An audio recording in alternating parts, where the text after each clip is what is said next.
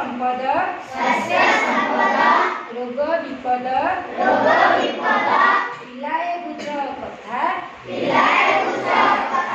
छोट अभ्यास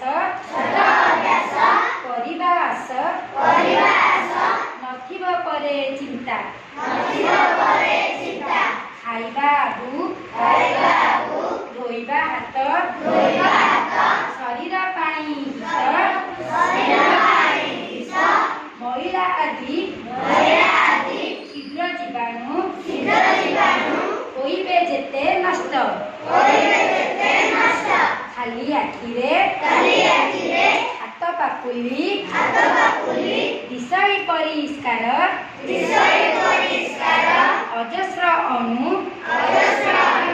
रहिछि भरी सफात दरकार अभ्यास छोट विपदु मुक्त करिबा सबु दिन शिखी शिखाओ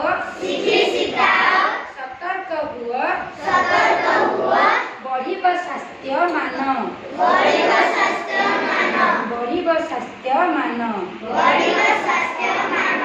बुझिपार ताहले हम सब कौन करवा हाथ को धोइबा।